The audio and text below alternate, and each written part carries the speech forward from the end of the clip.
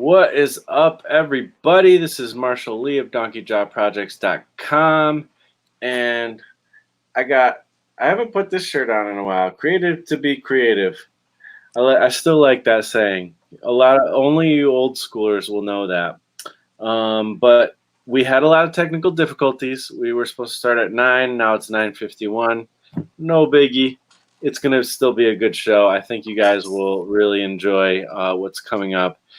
And today we have Mr. Johannes Vick. What is up, sir? Where can people find you? TikTok. TikTok. And I like that you have your Instagram. name throughout social media. That's good. That's awesome. I love that. Yeah. Is that the right way to say it? Johannes Vick? Just call me Vick. That's what everybody else does. Really? Yeah, believe it or not. Oh, okay.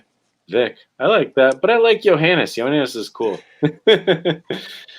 Anyways, so you are on TikTok and you're also going to be on YouTube. So there is a link down in the description if anybody wants to check it out. Sign up for YouTube. There's no videos yet, but there will be. And they're coming. You're going to be happy when you see them because Johannes is a very talented artist.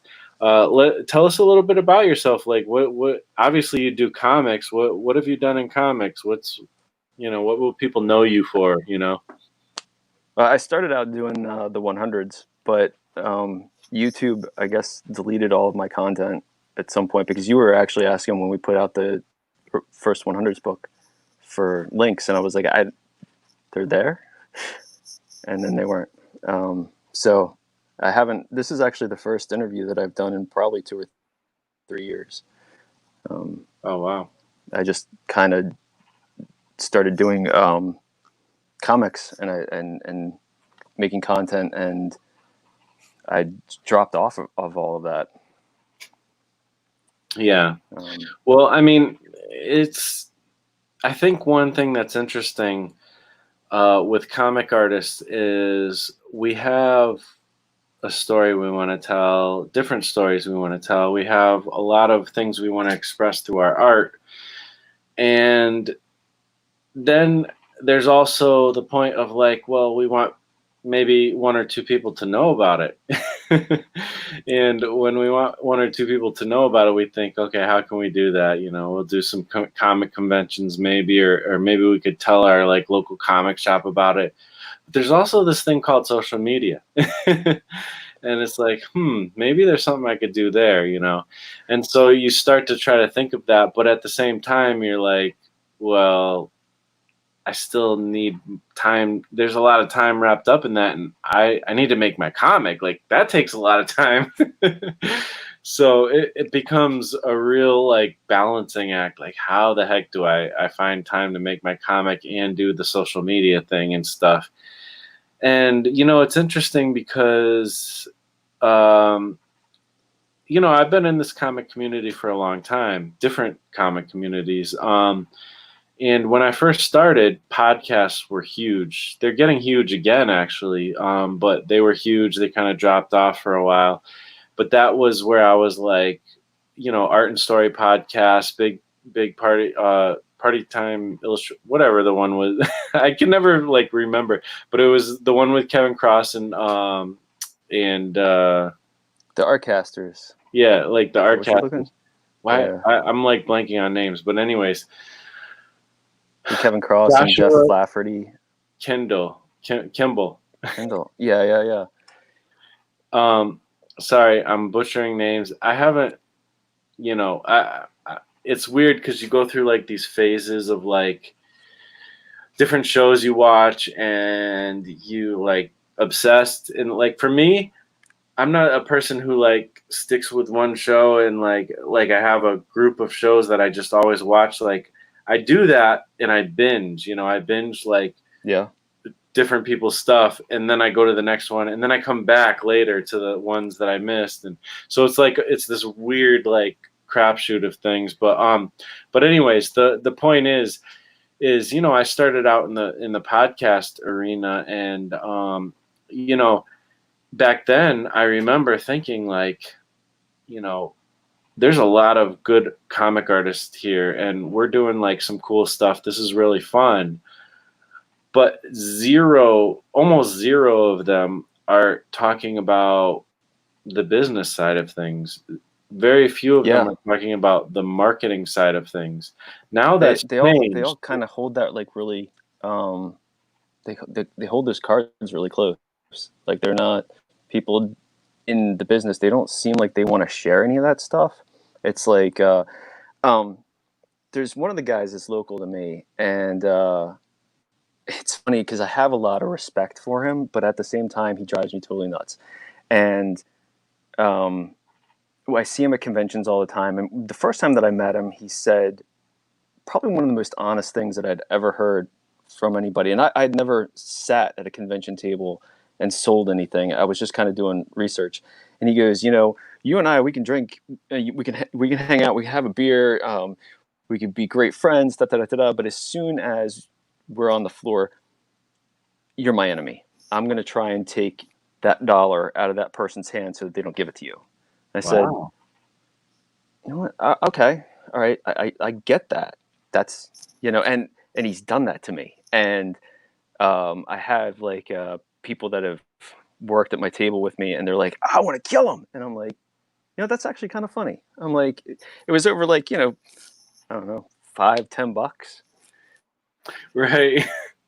And I expect this, buddy. Like, all right, I get that, but at the same time, like, come on, like I view it as like being in the punk rock scene where you are supposed to help somebody up when they fall down, or we all promoted each other, we all played in each other's bands, and I've actually been surrounding myself with other artists that want to create kind of together, do it, like I'll do a cover for you, and if I see you at a convention and I'm there, you sell that book and you say, hey, Johannes is over like the next row over, why don't you go get him to sign the book?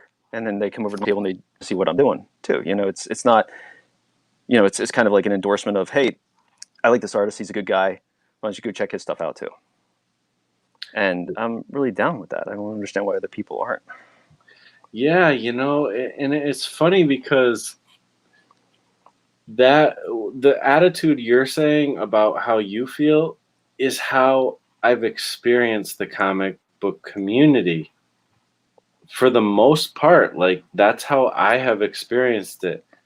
And being a somebody who admits that they're a Christian conservative person, and I'm not trying to get political or religious, but I'm just saying like somebody who actually admits that, because a lot of people are that but don't actually necessarily admit that. I'm not trying to pressure anybody to do that. Like I get why you don't. No, people are scared. People are scared to say, who they are, what they feel. I don't understand that. I mean, that's kind of part of being an American is, you get to do that, and I get to do this, and we get to like each other about like it's just like the guy that I see at conventions. I don't necessarily like the way that he acts, but I respect it because I expect him. I expect that from him. It's like that's who you are. Okay, let's get past that. Let's talk about some other stuff. Well, that's exactly the thing. Like this kind of, I don't know, the toxicity that comes into social media, and it's weird that we're going on this route because it's not exactly what I expected. But who cares? Whatever. But Whatever. like this kind of toxicity that comes up sometimes is not what I've experienced, and being in the comics community for as long as I have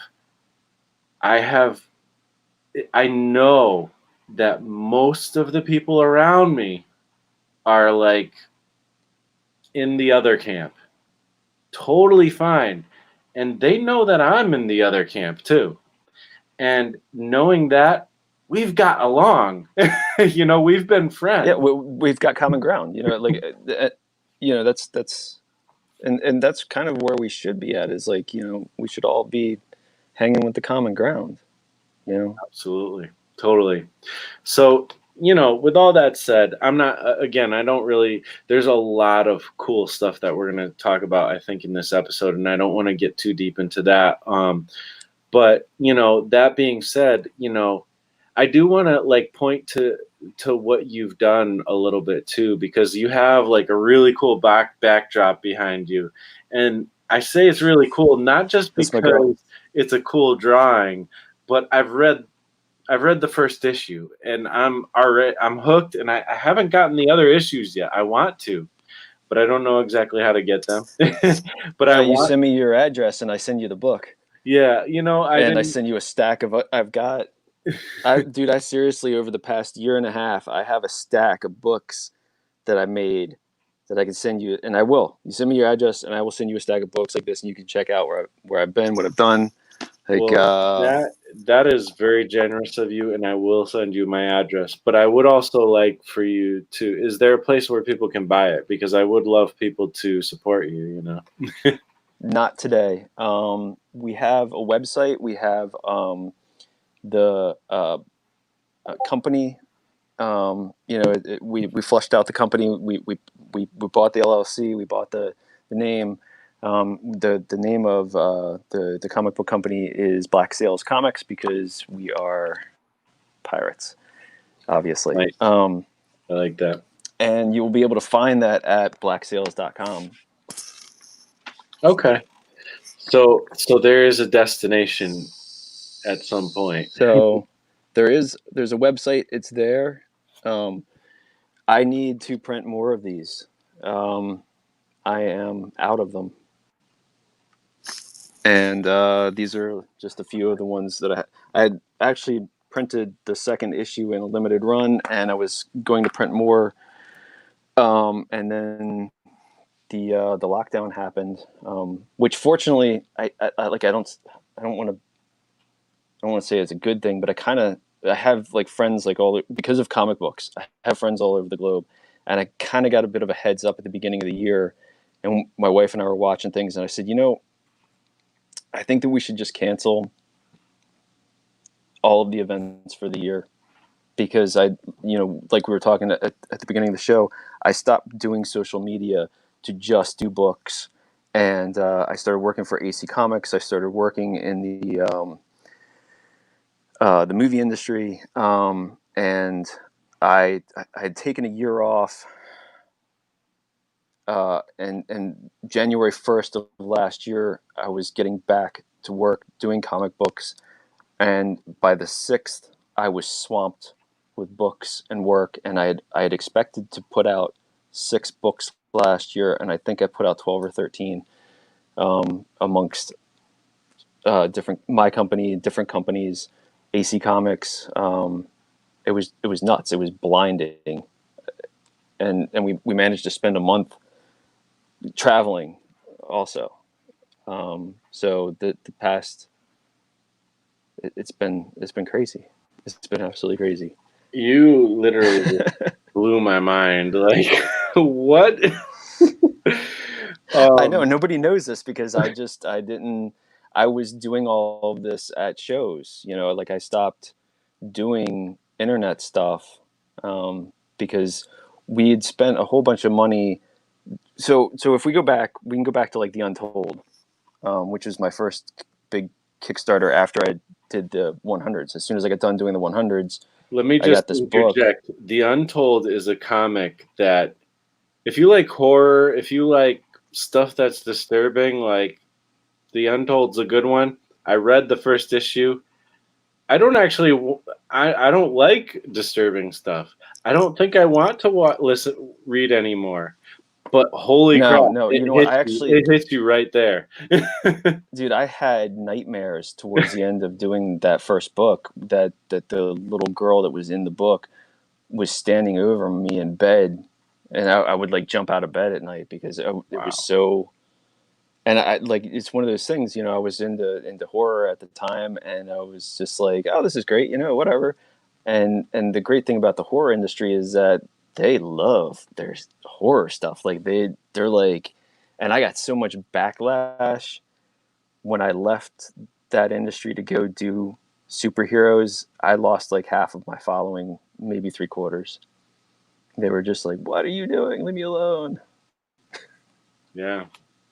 A good word from Mr. Cirqueworks. What's up, Cirqueworks? How you doing, Scott? What's up, Good to man? see Johannes again and hear what he's up to. I like that. Shout out to Cirqueworks. Everybody knows Scott, but if you don't know Scott, click his link. Go to cirqueworks.com or Cirqueworks on YouTube. He's an awesome dude. And thanks for the shout out for sure. Yeah, you know what? It was actually, I think it was you and Kevin Circle is right. Um, Circworks. You were finishing up your 100s, and I was like, hey, you know what? I should do that. And Yeah. Jeff Lafferty laughed at me. He's like, you went from not doing comic books ever to doing like the hardest thing in comic books in independent comic books, and you just threw yourself at it. And I was like, yeah, whatever. Hey, I'll take it. I love Jeff. Jeff is a great guy. He's fun. And if he were to say that to me, I would take that as a challenge and I'd do it, and I think you did it. I did, man. I like I'm watching you start it up again. I'm like, oh, I want to do that. I'm like, oh, maybe I don't. I That's do, but I why it's don't. called the challenge. Oh man, it's such a great thing. I mean, it did so much stuff for me right out of the gate. But also, like, I look at it, I'm like, man, doing those videos, even though I do those TikToks almost like every day, it's still like it's such a daunting task. Even just to make like a little quick like 5-minute video, it's way easier now than it was back then. So And you can do it speaking from your about phone that, now. But since you brought it up, and that is the topic of conversation today, is not TikTok, but social media. But I think it's interesting because I kind of found my thing on YouTube. I really love YouTube. I enjoy it. And what I was trying to get at before with the whole, being in the comics community and stuff, and I was trying. I had a podcast called the Escape Artist Podcast. Did 100 episodes. It took me like 2 years to get from like 98 to 100, but before that I was doing pretty good with the podcast. And a lot of what I talked about in that was like, come on guys, like we all love comics. Great, that's awesome. That's the foundation. Like, we got a cool community who loves comics, and we want to talk about all the intricacies of the craft and everything, but we also need to let people know about this. And I was like, YouTube, like let's do social media, blah blah blah. And people were into it. It was cool. But again, myself and again Scott Circland, who came on here, we were one of the first people, and Kevin Cross, who really like jumped on YouTube and were like, yeah, let's do comics on YouTube. And what go back to. Well, I shouldn't say this, but go back to Scott Circland's first videos. Go back to my first videos. My first videos were about hip hop. They weren't even about comics. Go back to our first videos and see where we were at and see where we are now. It's interesting to see. And we've grown. It's awesome. And now what's cool is there's some different avenues, and it's kind of fun because Johannes has been around for a long time too, within the community. And I feel like you've kind of found a little bit of your groove with TikTok, which is really cool because I think TikTok is a great opportunity right now, especially for comics, for whatever, for art. Tell us a little bit of your experience on TikTok and where you started and where you got to so far. Like I said, at the beginning of the year, I had kind of decided that I wanted to go back to streaming, and I didn't really know how to get back into it because I've been so far away from it, and it seemed so uncomfortable. And I had joined TikTok, and I was like, man, this is kind of like my happy place. It's like you go over there. There's even though you get like whatever banter or rhetoric or whatever from all sides, there's still a lot of people that are there that doing their thing. They're like, like I am the J. She was like my spirit animal for a while. Where she did this thing where it was, if you're like alone staring into the mirror, and she would do these kind of like, this is me, and I'm like, that made me happy, man. You just made the goofiest face, and you were you, and you were free, and it's awesome. And I was like, all right, I'll do that. And I started making videos, and um, things started kind of getting crazy. I hit like I've got a video that's the last time I looked at it earlier today was at 2.8 million views. Wow. And Yeah, I've had a similar experience, except for I haven't hit it as hard as you. But right now on YouTube, I'm, at a certain point, and I'm like halfway there on TikTok, and I just kind of started, where it took me, you know, 15 years to get there years. on YouTube, you know. So Yeah, there's a motivational speaker that I follow, and one of the things that he has to say is that what do you have to lose from trying anything? It's like, we're here right now, everything's in lockdown, everybody's at home. You could create a business right now out of nothing, because so many of these new platforms, and it's not just TikTok. There's Byte, and there's Likey, and there's, I mean, you can just go to the app store, and you could download new apps all day long, and the filters are wide open, and you can go find an avenue, and you can become a viral star, and you can push those people to whatever other platforms you want to. I haven't seen any growth on my Instagram account in a year and a half, 2 years. I actually got shadow banned on Facebook because I stopped buying ads through them. We had spent like thousands of dollars promoting books through Facebook and Instagram, and when I stopped, they shut me down. wow.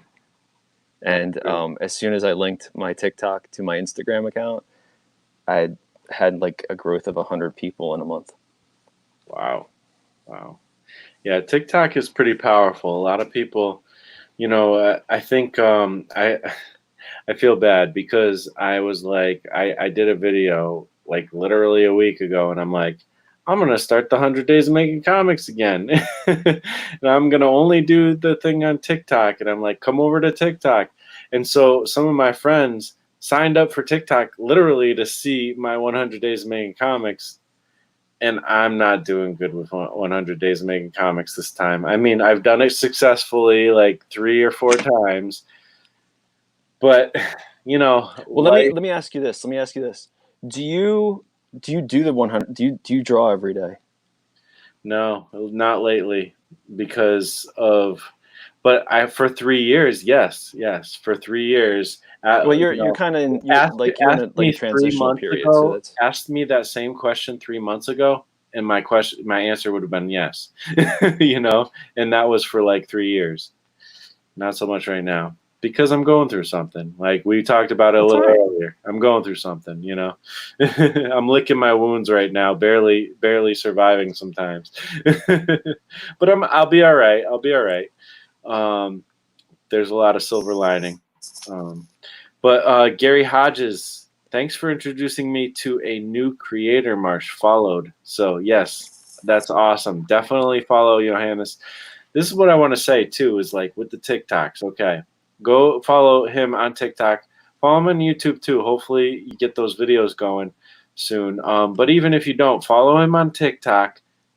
You will be inspired. This is not just like anybody making comics. This is somebody who made 12 comics last year, like or this year, however, within the last however Last, yeah, within yeah, and this is January to January. this is not a schlub. And so you will be inspired, trust me, and you'll also be entertained. I whenever it's funny when I go on TikTok, the first thing every day that comes up is one of your posts. It's because the algorithm, whatever. But and Yeah. I'm like, I'm happy to see it. It's always fun. But that's the thing. Like, definitely check out his stuff. Also, we got another cool comment here again from Scott. This is super interesting. Maybe come on the Artcaster sometime to talk more about it. So there you go. There's a little invitation there. If Oh you're yeah, up man, late I'll enough. definitely come. Yeah, we can I do need to that get for in sure. there too. I'm looking forward to it. That's really cool though with the TikTok. Now, um, I guess what I'd want to get into now is how how is your balance with social media and comics right now? Because you don't stop making comics, that's for sure. Um, isn't it kind of hard to balance that activity though, even if it's just on TikTok? Yeah, I mean, for the TikTok videos, I've been pumping out anywhere between lately. This week, not so much, just because I've been hanging out with my daughter. The lockdown and COVID has kind of gotten to her a little bit. But normally, I was pumping out 3 to 5 videos a day.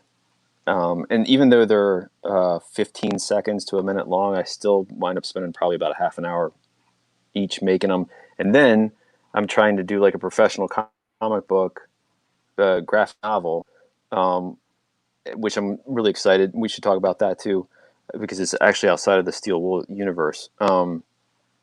And That's hard, man. Like having a camera all up in your grill while you're trying to do professional lines. is that's That gets Yeah, kind of I weird mean, real I mean, fast. talk about that because to me, you're saying that, and that's something I haven't really said too much on my channel, but it's so true. Like, you could be sitting there drawing whatever you're drawing, and you're like in the groove. The minute you press play on that camera, you're like, it's different. There's something different about that, you know? It is your body starts pumping adrenaline, and you're shaking, your camera's shaking. You're like, I don't have a great setup. I mean, you're talking about a guy that was up until a couple of months ago was a fully digital artist. So I've got a digital art table, and I've got a lap board that I've been drawing on for the past 6 months. Let me tell you something, that sucks.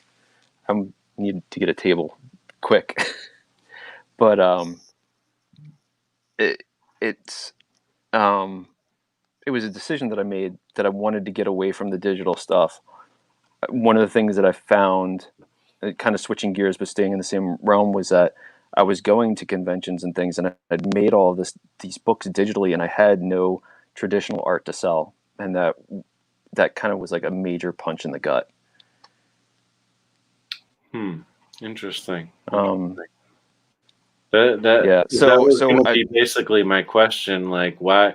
Because I watch your TikTok and I feel like I could have swore that you did digital too, but I haven't seen a digital thing from you in a long time now since I've been watching your TikTok. It's all, traditional, which is Yeah, cool 'cause I and love I mean, traditional stuff. people seem to really dig that. It's like, it's something that it was kind of weird. Like I was in the process of changing what I was doing, just because I didn't like the art that I was putting out, because I never felt like I could get like a good style digitally, even though I made art that people were into, and that's awesome. But I was not fulfilled as a creator. Like I just started pumping stuff out, and I got so fast at it, and I'm like, but I don't like this. I don't Hmm. like my art. I don't like me as an artist. I wouldn't, run to me as an artist, I guess.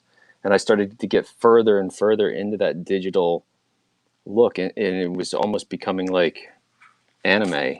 Like, I'm not trying to like poop on like my style or anything, but um,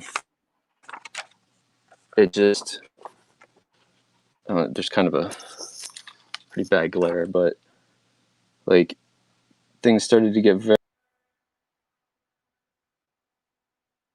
lost you for a sec. I'm still here. That's weird that we lost you for a sec. But Yeah. you're back, so good.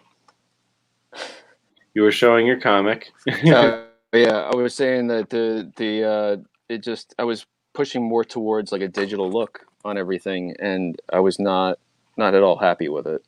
Even though it looks awesome, don't get me wrong. It was more of just like a preference of mine where I was just like, I can do better than this, So and I it want to seems stand like, out I more. I mean, guess. at the same time, let me get this right. You said you did 12 comics last year, right? Yeah. Okay, were these 24-page comics or somewhere around that? No, not all of them. I think two or three of them were 24-page comics, and the rest of them were like 12-page Okay. comics. Still, that's still like ridiculously impressive, especially as an indie creator. So that being said, so you were focusing last year. It seems like that was your year for like quantity. Let's try to just pump comics out, which is I think that's a great goal. I mean, to me, it depends on who's watching and how much you've watched me before, but to me, quantity over quality all day. That's just the way I am, and that's where I'm at. But at the same time, I get, my one of my best buddies, Mike Emirates. I always think of him, and he's more on the side of quality versus like more quality instead of quantity. And I totally respect that, because when I see his comics, I'm like, I want to hire you for every comic I write. Like, I get it. Like, yes. And when he comes out with his book and it goes on a crowdfunder, it's probably going to do better than mine, because everybody's anticipating it. And it's so amazing. But for me, just the way I work, I'm like, quantity makes more sense to my mind, and quantity, and maybe I'll get to a point one day where I'll be like, you know what? I don't care about quantity. I want to make the best book I can make. But right now, it's quantity. So that being said, that's where you were at last year. Maybe this year you're going to be more on the quantity tip. I don't know. Yeah, I think what Or so quality I'm tip. working on this. I'm working on a book with Andrew Haunt, who he's got a pedigree as long as my arm. From like I don't want to. I want to say that he's got like things from like Top of the Pop all the way to like working for AC Comics, and he's all over the place.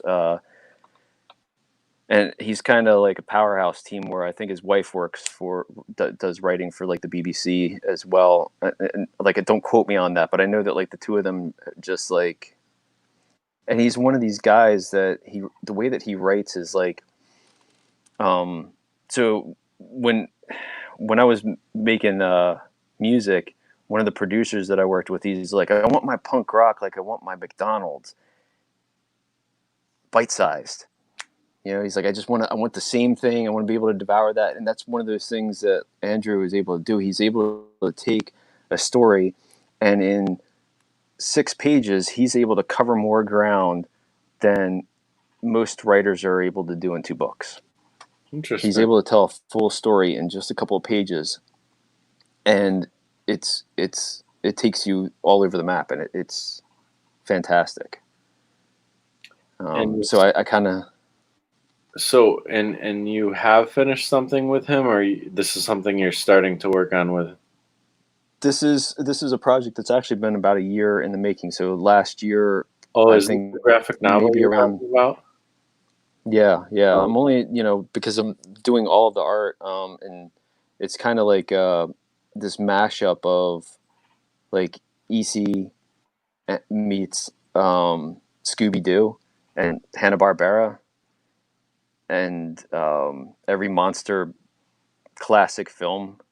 I've been trying to create this like new old aesthetic kind of thing and really nail down the characters, because that was one of those other things, is that I've always felt like I've never been able to do my characters justice because I just wind up jumping into projects and plowing through them. And I really want to make this as like consistent as possible. Hmm.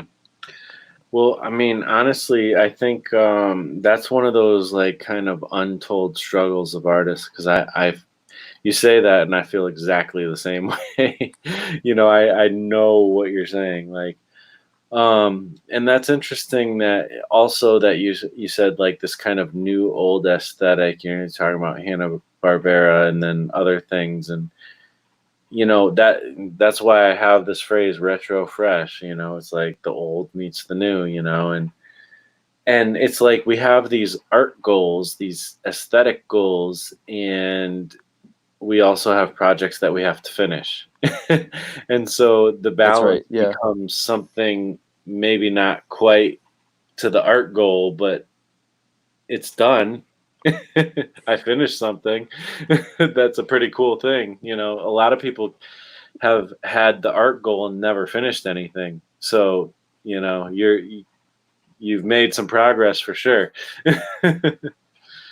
I um, mean, one of the things, and I should probably do this now, is that I had so many projects going on last year. I had to write down on my calendar, um, and I always tried to have like the book in by like within 3 days before, because early is late and late doesn't make it to print. Um, and when you've got people that are like they eat through making books, if you're not making your deadline and you've already paid Diamond some astronomical amount of money and they're not going to be able to print it because one of your artists fell short, then you're taking food off of somebody's plate. yeah, that's integrity right there, and it's important for sure. Yeah, so I mean that was a thing. Like it was like I would write on my board. It's like this has to be here on this doesn't matter. And my wife and I would be watching that, and it was like, okay, I'm gonna be up for the next 2 days straight. And which it's got its drawbacks. Like at the beginning of March or April last year, I had pneumonia real bad because I was working my ass off 24/7 making these stupid books. Hey, I'm sure Kirby can relate with you. you know, these guys who just pumped out book after book after book.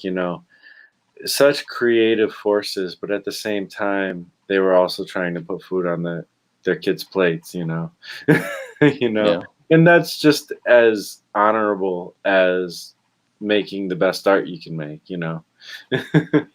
For sure.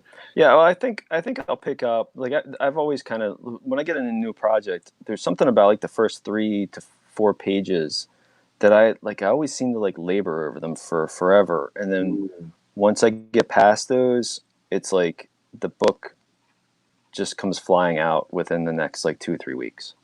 wow, that's a I really don't. interesting insight. So, like, not everybody necessarily might have that experience, but you out there who is watching might have that experience, And I'm thinking of myself because, I'm working on Big Wrath right now with Peter Palmiotti, and I'm on about page 5, but I haven't been doing it. I haven't been consistent, like focused because of the situation I'm going through right now. But I feel like that could be true with this project as well. Like if I could just get past, next 2 pages, I bet I would hit my stride of some to some extent, and so it's good to hear from somebody who has the experience of finishing books, finishing even 12-page books. Because to be honest, I've done a lot of stories in the last few years, but all of those, most of those have been small stories, like 8 pages or less. Um, I did do one that was about 24 pages. That was the Corn Cob Rob story, but it's a very weak story in my opinion. I think it's still, if you're interested in me and what I do, I think it's still interesting because you get to see like the I progress like the of art how on I'm that. learning. You I, like I the really art? like. I don't know that I read this. I can't remember if I read the story or not, but I remember the art and being like, I like this art a lot. Yeah, I like the way that. I mean, it had like a strong finish to it, feeling, and even maybe I did read it. I can't remember. I mean, there's a reason why I got into comics. We haven't really talked about that, but I don't Hey, let's have talk about it. Go into it. I don't have a short term memory. Yeah, we can go down that rabbit hole. I was in a car accident and I broke my back, and Wow. I well, You I just mean, say it that like I fractured. was I in a say it car like that, accident, I like, broke but my back, and so that's kind of the thing. Like, I've always been like an over. Like, I've always kind of just wanted to move past things, and like I try to make it just like as normal as possible. Like, I had a career and I lost that, and it was like, okay, well, that sucks. I can sit here and this can suck for forever, or I can figure something else out. And that's essentially what I did with comic books. Was just like, I'm going to find a different way. And so, I mean, comic books is kind of a challenge for me because I don't have a short term memory, and it's also good for me because I don't have a short term memory because I have scripts, and if I don't know what's going on, I can look at the script and I can say, oh, this is what the next panel needs. yeah, I do like that about comics as well, like because when I sit down to work on Big Wrath or whatever comic it is, um, you know, it's like I don't have the whole story in my mind. I feel like that's almost bad. But I don't really have the whole story in my mind. I literally look at the page and I'm like, okay, where are the emotions in this page, and where do I need to focus the emphasis? Um, but it probably would be good if I had the whole story in mind because I'm like, okay, there's foreshadowing here. Maybe I could put a look on this person's face that foreshadows something, and 7 to 8 pages later. But I'm not there yet. Maybe if I do 12 comics in a year like you, maybe I'll get to a point where No, that was, like I said, a lot of that was production, and that's, I mean, there was a reason that I got hired by the companies. It wasn't that it was the greatest art in the world. It was that I was consistent at making deadlines. And I mean, there's two or three different kinds of artists in the business. There's the people that make the deadlines. There's the people that do like 3 to 6 books a year, and their books fly off the shelves. And then there's people that make consistently decent art. And maybe there's a fourth person. Maybe there's like, I don't want to say Jim Lee, because I mean, Jim Lee's like, for me, he's like a cover artist. Like, it's, I like his stuff. I actually like his stuff like I love that. I love way that you back in just the said day when he was that. making his own stuff. To me, he's a covered artist. I Like love that. those shapes that he used, and there was like so much space in between things, and it was, I mean, it wasn't tight. It was more ethereal. And then there's people like Greg Capullo, who you look at that stuff and you're like, holy cow, that guy's got a cinematic eyeball. Mm. I don't like his art. As a matter of fact, I hate the lines and the stuff that it's just like there's a bunch of trash thrown all over the page. But his eye, that the way that he frames a shot is worth every penny that they pay him. It's Yeah. amazing. And he shells that out consistently every day. It's nuts. Yeah, that's interesting. That's an interesting observation because I wonder if those lines are from, being early on under the tutelage of Todd McFarlane. You know what I mean? Like, Well, but yeah, I at mean, the he same time, definitely he had had like, something that really shined. he definitely had like, he was certain. You can, if you go back to like when he was working at Marvel, and he did that Cable book that, that Cable cover that everybody knows. Um, I think that was him. There's one, and it's like, it's almost got like this like Joe Quesada feel to it. And then he went over and he started working with McFarlane, and it just became like stuff thrown everywhere. And even when he did Creech, it was like there was still like, and he inked all of that himself. And I'm like, how did you find time to ink all of that? Because there's all of these like white cut-ins and stuff, and I don't get it. Yeah, That would have yeah, taken me a no. week per page. Yeah, like I said, I think the tutelage of Todd McFarlane. I mean, what do you do like when you are?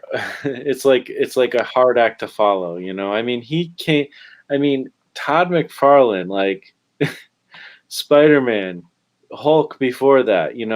Like the hype around him, and then all of a sudden he drops his like his own creation to another artist. Like, to me, when I saw that happen, I was like, I don't really want to read Spawn anymore. I didn't like Greg Capullo when he first started on Spawn. It's funny because Mike, my buddy Mike, is a big fan of Capullo, and I think that's awesome because Capullo is a freaking amazing. But First he, off, I want to say that Mike is amazing. yeah, Like you're talking about Mike Emirates. yeah, He's dude. Like he does. Like when with the first Steel Wool, I like got in there and I noodled stuff up, and even in the second Steel Wool, I did the same thing. And I started down the third one's halfway done. I started down that roll and I tried to kind of pull it back a little bit. That guy, he will get in to like the tightest little. He'll expand that page and it's ridiculous. I'm amazed at his work. he's a comics craftsman for sure, and he knows what the heck is going on. And so when he's a fan of Greg Capullo, and he likes how he took over from Spawn, and I didn't. No, This is I somewhere. was done. I was out. This is somewhere where him and I differ, but maybe he was right and I was wrong because look at what he does. But that being said, like, you know, I was I was a McFarlane addict. I liked all those crazy lines, the ones that didn't make sense, and the way Todd McFarlane did it was cool. Greg Capullo came That used to break after. my little brain. With, between McFarland and Jim Lee and Liefeld, I would look at these guys and they had a visual language of their own, and I would look at it and I would go, "What the hell are they looking at? Like, what are they seeing that I'm not seeing? And how do they have this thing in their head?" And I'm like, "How do I get that thing in my head?" And I'm like, "How do I make these shapes that they make? That's their own visual language. They made up their own language." And I mean, that's not something you can like get into somebody else's head. You just have to. I think all of that stuff came out of those guys just making as many pages as they could as fast as they could. It's crazy.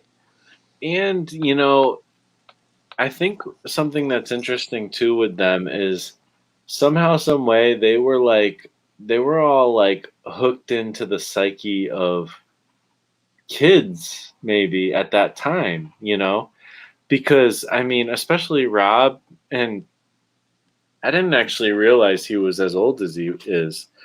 After the kayfabe interview that happened recently, I keep talking about it, but like it was good. But he's talking about he's buying comics in like 1975, and I'm like, oh, I thought he was younger than that. Like, I wasn't even born till 1979. He was buying comics before I was even born. I didn't realize he was Yeah, that old. he was 16 when we were like. Let me think. I think it was in sixth grade the first time that I saw any of his work, which was probably Deadpool because that book it was either the New Mutants or the Deadpool, and that was everywhere.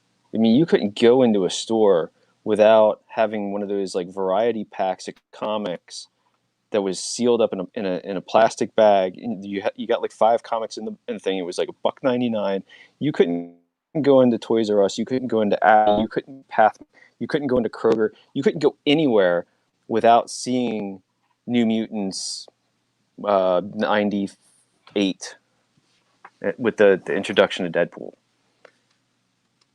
Yeah. And I don't what year was that? I mean, that was like the same time as like Bart Simpson and like Yeah, I mean, there's such a feeling to this, like you said, there's it's like they were dialed into the psyche of kids. They knew what, I mean, you go back and you watch those old McFarland interviews, and he's like, what do kids like? They like change, they like spikes, they like blood and spiders and big flowing capes, and he's uh, animated and he's all over the place, and he's like, this is what you want, I'm gonna give it to you. Why aren't we doing that anymore? but Why don't we you do know, that you anymore? can't do that.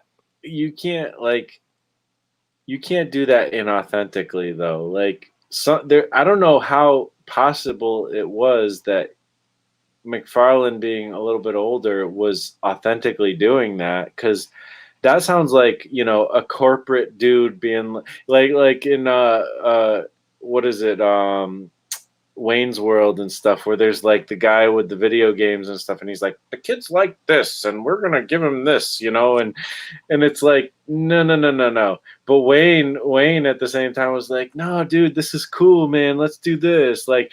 And it's such Yeah, a and the funny goofy, thing like, is example, but you look back at him, and he was probably like the epitome of somebody that I would not have wanted to look up to. I mean, he had like the mullet going on. He had the tight shirt tucked into his acid wash jeans, and that guy drove like a fire chicken with like the T top roofs. You know that, and he oh was just man, all about the babes in the comic books. And I was just like, I couldn't get enough. And it's not like you could go on the internet and watch these interviews. You would have to wait for like Saturday morning card. They're interviewing Todd McFarlane tonight on the 12 yeah, o'clock news. You're like, I'm no, staying up for this. I'll get no. grounded. You see in your comic, there's like the comic book greats VHS. Like, I gotta buy that. I only have enough money to buy one of them. Which one do I choose? Like that's what I did. And when I saw McFarlane with his hair like that, like I was young enough to be like, that's cool. I want my hair like that. Like, what? Yep. Oh, it's so goofy, but Yeah. I mean, it was a different time, man. I'd like it if I could bottle that. If you could just bottle that era, it would smell like old comic books and regret. totally. Oh man, I don't even know where we just went with this conversation, but that We're having fun, man. We're talking about comic books, and totally, yeah. really, like, that's what nerds need to do. They just need to talk about the comic books and the I love know, of it. right? Forget about all this other Man, stuff. I got Talk about comics. I was watching one of Zach Howard's live streams on Facebook the other day, and he went off on like the fakeness of like the comic book creators nowadays. And I was like, you know what, I totally feel this. I was like, it's so, because he just sold his business. He had like what was the one that uh um oh man, I can't remember the name of the book, but he had this book, and it was like about airplanes, and like how there were like there was an apocalypse kind of thing. Wild Blue Yonder, and he wound up turning it into a digital comic book, like an interactive digital comic book for your phone and other platforms and things. And then he sold the business, and he's doing a run. I think I was watching him ink the last page of his run on the new Hellboy, and he's like, "This is my last professional comic book ever. I just sold my business, and I'm gonna go." I think he's growing medicinal marijuana for dogs and making comic books independently or something. Wow. Whatever, that's awesome. And he's just talking trash on the industry, and it was like, oh my god, dude, the amount of integrity that you are seeping with right at the moment after spending 2 years on the circuit and meeting all of these people that I looked up to, and I'm just like, you were. I'm just gonna stop talking. Talk about I've talk had a about lot of a lot of people that I looked up to growing up have just shattered images for me over the past couple of years. that's the tough thing, is like, you know I heard somebody say this recently, and as much as I don't want to agree with it, I kind of do agree with it. And it's a lot of people have said this, but like you kind of have like your heroes and stuff. You have people you look up to, and then you find out more about them, and you're like, I kind of regret about finding more about them, you know. And it's sad. It's too bad. But there's a quote right here that is pretty cool. Kirby was who he was. You know, he didn't pull any punches. You know, Nope. and he Yeah. said this that sells our Art Nation. Frank is talking about, and it's so true. You know, comics will break your heart, but hey, you know that's comics, and you know what? We're all addicted to it. We all love it. We can't help it. You know, if it's in your blood, it's in your blood. You know. But I think it's funny because like that you're talking about that dude and is like now he's growing medicinal marijuana for dogs. Like talk about two niches like comics and growing medicinal marijuana for your dog. I mean, you gotta, like, if you're gonna do comic books, you gotta do a backup plan. The thing is like something that people don't really talk about in comic books is it's kind of like an open secret amongst the people that do work in comic books is that they don't work in comic books all the time. They work on movies Yeah, and movie scripts and doing storyboards and things, and that's where like the money is actually at. I mean, yeah, if you want to be a comic book artist, that's great, but you need to understand that you got to do some other stuff. yeah. And I mean, those two industries they also go hand in hand. But as a forewarning, don't sign anything um, without a lawyer because Yeah. the movie industry is ripe with really nice people. It's like, hey, my name's Sal Buscema, and I make amazing comics, and I'll do like 5 issues of this comic. But I'm also gonna do a Twinkie advertisement, and that's gonna make me more money than those 5 issues. You know, like Yeah, I mean Neil Adams. That's he doesn't do comics anymore. He does conventions. He does recreations of his most loved covers as commissions, and he charges insane amounts of money for that. And he does storyboards for commercials and things. Bart Sears is the same. You know, he teaches, he does storyboards, he does. You know, there's so many people. I'm almost positive that everybody that came out of the Image comic books, they got into television or movies or something somehow. yeah, I was thinking about that today because, like, you know, I feel like, especially with like extreme studios and stuff, like, you know, again, I'm gonna just keep talking about this kayfabe interview, but you know, again, I gotta like, go check that out. I yeah, the haven't Rob seen it, Liefeld but kayfabe interview. I mean, they do so many good videos, but I'm a sucker for Rob Liefeld. Like every time he comes out with a book, I buy it and then I'm disappointed, but I can't help but buy his books. But that being said, um, you know, I feel like the extreme creators, like they came into a world of comics and they're like, Rob is paying me amazing money. Like comics is great. This is a great world to live in. And then, you know, the reality of what comics actually pays came in eventually, and they were like, "Oh," and they probably felt like Rob screwed them over, but it's like he didn't. What Rob was doing was it he wasn't came him. from It a was a industry speculator where he market. knew where like people don't get paid enough. They don't get paid what they should get paid. So when he had his own studio, he's like, I'm going to pay my creators good. But at the same time, he was recruiting people off the streets. So it's like they didn't know, Right. you know? Yeah, and he was paying those guys deep into the six figures, and then Yeah. within what 5 to 8 years, it collapsed. Yeah. It was It less was than like that, I almost a think, full even. collapse Yeah. because they actually cratered the industry by doing what they did. They Well, it created wasn't only a them. I mean, honestly, a lot of people don't realize this, but people think about the gimmick covers and the foil covers and all this crazy stuff, and like the collector market. You know, the image guys kind of caught fire. Like they're like, okay, this is how you do it, and we do it. Like we're excited, blah blah blah.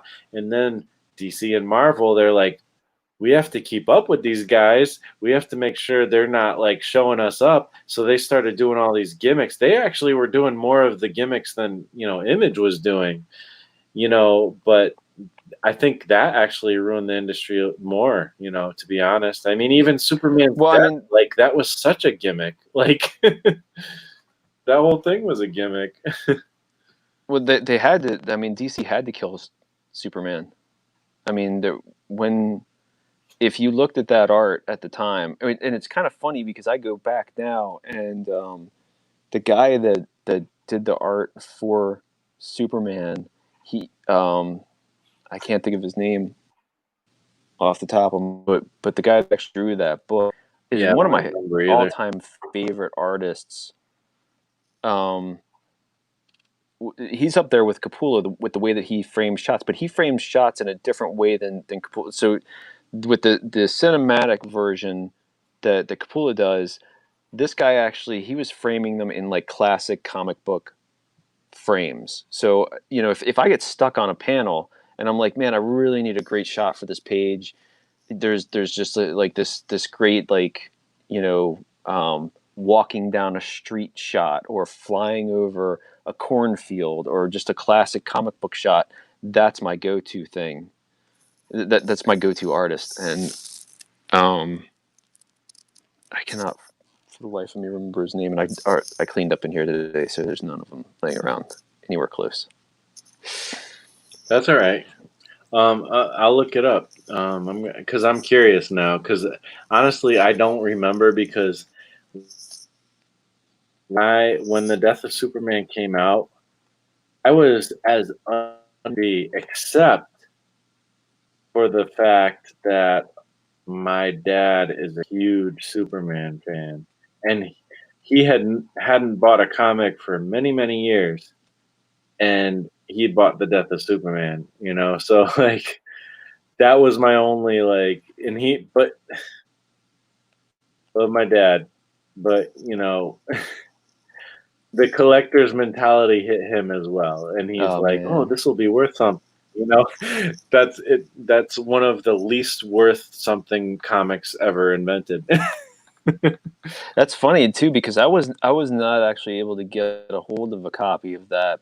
We'd gone. My mom had taken me down to we did have like a local comic book shop in town, and they sold out of it. I mean, I think he had like a midnight sale or had opened at 6 a.m. or something bizarre, with a line around the block for it, and I didn't get to actually read it until like a year later when my mom bought me the graphic novel for like Christmas or something, and I read that. And it was actually at the time it was kind of crushing. I was like, oh my gosh, because he was going through this whole emotional thing with losing his father, and his father kind of saves him at the end or walks him off into the distance. I got kind of chills. I love that stuff. Yeah, I mean, it did have an impact. Like, it had an impact, but it's such a like bittersweet thing, like because it had the impact that it was supposed to have, but it also had such a negative impact as well because the death of Superman should have been a big deal if he actually stayed dead. But the fact Right. that he didn't actually stay dead, which if you're a comic If if they you're had a if they comic had left reader, him you there, know if he's they had not left going him to stay dead, dead. But like the fact that he didn't stay dead cheapens every death ever in the history of comics now. you know? yeah. And they did it. The turnaround on that was so quick too. Like it was within a year or something that they brought him back. But I Yeah. mean, the thing that I loved about that was that they had four. What was it? There was four new Supermen. There was the robot guy. There was Superboy. There was the green kryptonite guy, and then there was the Man of Steel. Man of Steel and Superboy were awesome. Like you had like the robot Superman, and he was beating people with like a robot hammer or something, you know. But he was just like there was so much power, and that it was so cool. Yeah, And I mean, the Superboy just flying in like with a little attitude, a little Gen X attitude. I mean, honestly, back then the the writing was better, you know. I mean, I think at that point people were there was a lot of things going on at that point. Like people there was the Flash, there was the, you know, excitement of like new indie comics and, you know, Image Comics and that. But there was also a very recent history of, well, Watchmen just came out not that long ago, you know, and, you know, The Dark Knight Returns came out not that long ago. So there's this like trying to hold up that standard and trying to live up to that, you know, trying to follow that act, you know. So it's kind of interesting, you know, that the death of Superman, which should be like one of the most amazing stories ever, you know, kind of came out in the midst of all that, you know. It's a really weird and interesting history. And one that not You know what? anybody could really understand if they didn't go through it, you know. Yeah, and the thing about it is like they tried to do that on this on in the movie format, and it flopped because they didn't do it in that same vein. You know, they had essentially what was the Doomsday. He didn't look anything like Doomsday. He didn't act anything like Doomsday. I mean, Doomsday beat Superman physically from one end of the globe to the next and back. I mean, he just pounded on him for days on end, and they destroyed buildings and you know beat him into the ground, and you Well, you can't. had to. I That mean, was Superman is a character who, you know, to fix a problem flew around the globe reverse, you know, many times to rewind time. Like, how do you defeat an enemy like that? Like, you have to be overpowering in a crazy way, you know. but And they Doomsday didn't do was that in the that. movie. They didn't just beat the crap out of him for hours and hours. I mean, if it were me, if I was going to make that movie, it would have been 3 movies of you know Superman getting his ass handed to him Yeah, because that's what it had to be. yeah, yeah. I would love to have been in that when they were talking about how are we going to kill Superman. You know, he's Superman. We should just beat him for days on end and put him through one of the most traumatic mental experiences of his life. I mean, Sounds good. Make it. you have to think about it. Like, just that plot though is, if you think about it, it's kind of like it could potentially be boring, but it could also potentially, if you get the emotion involved and like, you know, there's a progression of him being defeated, like, you know, I'm the most powerful thing in the world, to, wow, this guy's getting me, second movie. And third movie, like, maybe I'm not the most powerful thing in the world. Like, there has to be like an emotional downfall, you know, and it has to be strong enough to go through 3 movies or whatever. It's tough. It's tough because comics are such a I mean, different you would format. emotionally put your audience through the ringer. Yeah, Can you exactly. imagine that? Like, It has to be a very emotional journey for sure. It can't just be like Transformers 1 to 3, you know, like it has to be an emotional journey for sure. yeah. Um, so, anyways, we've gotten geeky for a very long time here. Um, that being said, I would like to talk a little bit more about your graphic novel that you're working on. Can you tell us a little bit about the story more? Um, yeah. Um, so Andrew Hunt, I was working with him at AC, and I got this wild hair, and I was like, you know what? I did this thing, this like short story with him, and I read the script, and it was about this I guess island deity or god, or and he was imprisoned in this island, and the heroine, it was just kind of happened to be like flying over as like the island was erupting, and the island was also alive, and it attacked her and it dragged her in, and then this mountain explodes, and this giant Kronos thing that Andrew's son had actually come up with. I guess he looked at his son and been like, I need a villain, what should it be? And he's like, it should have like a pig face and this big giant body, and look like a boar. And I was like, okay, and I drew this crazy thing up, and I was so into the this this story, and it was only a couple of pages long. And I sent him a message, and I was like, hey man, um, would you ever entertain the idea of working on something? I was like, I kind of have this idea. I was like, all those things that we grew up with, from Hanna-Barbera to He-Man, and like take that and then encapsulate it kind of in the classic horror genre, and but make it so that we could um, sell it to kids. Well, not kids, but like it could be kid friendly, So I want to be able to um, touch on all that stuff, like the Superman stuff and whatnot, and really, get that junky popcorn feel, and the ice cream, and a little bit of like that silver screen horror and Saturday morning cartoons, and wrap all that stuff up, and it be something that you can sit down with your kids and read.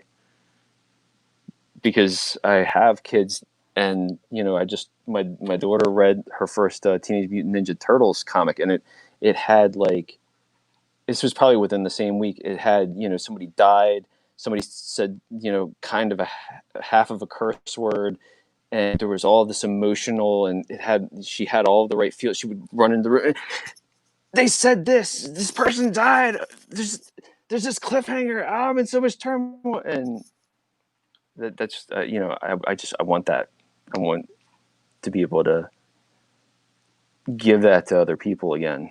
Geez, I can't imagine that experience. Like seeing your daughter come in and be excited about comics and just the story. Like it's not even that she even cares probably about comics. She's just like the story. What happens next?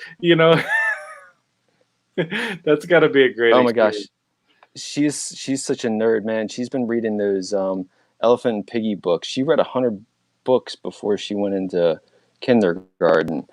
Oh wow. The summer before, um, we actually had to start going to a second library that summer, because like ran through the entire kids. The library that we have in town is not great, so we wound up going to the next town over once she read her way through all of their Wow. Elephant and Piggy books.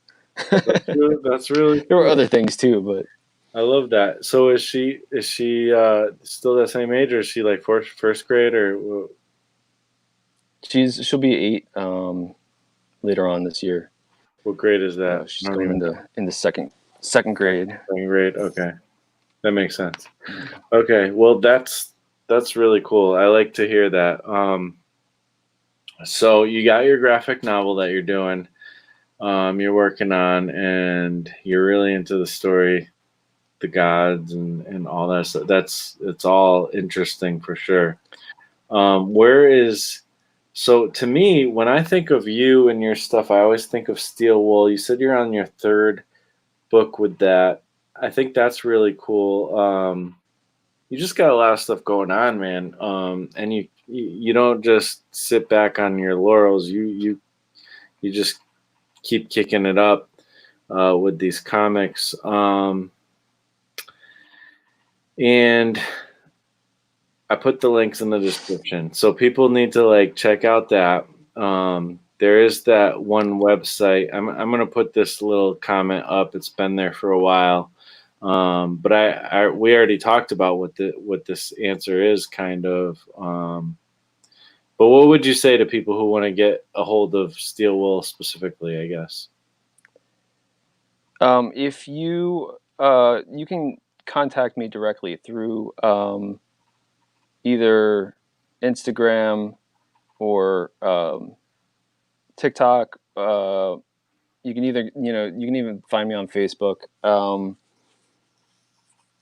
and just send me a message through Messenger there, and I can get you a book.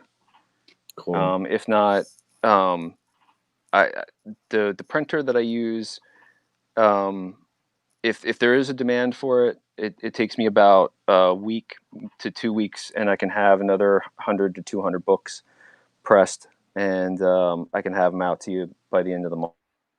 All right.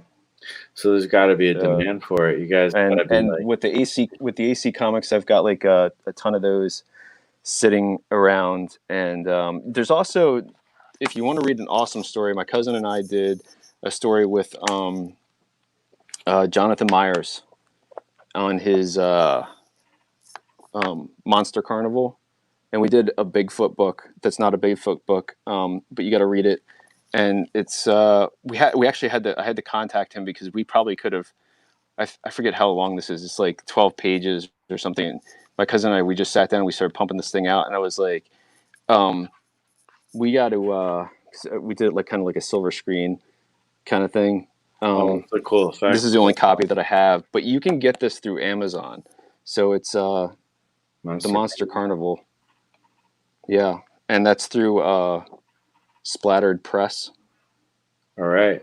So that's a really easy way you can get a hold of some of Johannes's work. And yeah, just go to Amazon Monster Carnival. That sounds cool. And I like that effect, that little kind of almost like Twilight Zoney, or maybe what is it? Walk it? Is it it's Day of the Living Dead? I can't remember what the original movie. Night. Yeah, it was kind Night of of like Night of the Living Dead. Night of the Exactly. It's Living got Dead. that It's got silver that kind of tone to it. And the thing is, there's a ton of other indie artists in here. This is like another 100s kind of book, anthology. and Jonathan Myers put this together, and he bookended it, and his art is Hmm. just, I mean, he's one of those, he's I couldn't believe that I got a chance to do a book with him. I was just like, oh my gosh, this is. And then we went out and did a release party with him up in upstate New York, which was awesome. Yeah. And the people that ran that were awesome. What was that guy who did another kind of? I think he was like an Extreme Studio. I know he did some stuff with Chapel, and he had his own book, Jay Hell. Lee, Jay Lee, because it's so weird yeah. because what you're showing me, that other creator, reminds me of Jay Lee, but Jay Lee nowadays doesn't look like Jay Lee back then, and I wish Jay Lee nowadays looked like Jay Lee back then because I like Jay Lee back then. You know, I did a deep dive conversation with Peter on that. I think it was probably like a phone call or something. I was asking him if he had ever run across him, and he goes, "Yeah, you know, when he was doing those books originally, because I think he started out with like doing Namer, um, Namor, yeah, Namor. yeah." And he said, Peter said that when those he'd met him, and he'd come into like the Marvel Studios, and what he had done was he just he would quick make up like a panel as quick as he could, and he would do like 5 or 10 of these things, and he would cut it out and glue it onto the page, and that was like how he was able to control that massive mess on every page. Huh. Interesting. I Yeah. mean, to me, I don't think of it as a massive mesh. Like, to me, his There was his I say that because there was so much ink like just spattered, well, yeah, and yeah, razor blade drags and things. yeah. But I think of a lot of design and just a lot of black ink. Like, where one person would use would use like a bottle of ink for like 10 pages. He used a bottle of ink for like 2 or 3 pages. And but it was great. Yeah, Like the exactly. design of the page was great though. It wasn't just like you don't if you're a budding comic artist and you want to be amazing, you don't just throw ink on a page. But Well, I he mean, had I say that it an wasn't. understanding of design. Yeah, I mean, even now, I mean, if you look at the stuff that he did with Superman, excuse me, he the between the cinematics that there's another guy. I'm pretty sure that he was working in movies and cinema at some point, because the shots that he used for like last book. Well, he did Superman, but he also did The Stand, like the first couple issues of The Stand, and I the way that he framed the shot was just, I don't necessarily like his artwork again nowadays. Like you said, it was much more interesting back when he first got started, but the way he framed the shot and laid out a page, that you can't you can't hold a candle to that stuff. It's nuts. Yeah, yeah. I like how you emphasize framing of shots a lot with different creators, and I think that's interesting because you don't always, if you're just a casual reader of comics, you don't necessarily notice those details. But obviously, as a creator, you do. You need to find the inspiration from those creators and stuff. Um, I'm curious, like, what do you feel like? And we're getting close to the finish of this. This is going on about an hour and a half. But what do you feel like is the thing that you want to bring to comics, like in your own way? Like I noticed that you have a lot of influences, but I do feel like your stuff is pretty darn unique, and I do enjoy reading your comics because of the you that's in it. Like, what do you feel like is kind of the thing that excites you about making comics? Like, because you were talking about like doing the quantity at first, but you feel like you want to move into something where you feel a little more excited maybe about what you're doing in the future. Well, see, I guess at the heart of what I want to do is more of like, and not exactly like, but um, Kelly Jones created a visual language that's bizarre, and it stands out. And he was actually the very first comic book artist that I ever met. I was probably 12 at the time, and he signed the book, and he was super nice. He actually drew like a picture inside the book for me real quick with a Sharpie, and I was just blown away. I was like, you did that with a Sharpie, you know? And there's things that he does, and John Beatty, um, which, throwing it back to AC, is really awesome. But the thing is that um,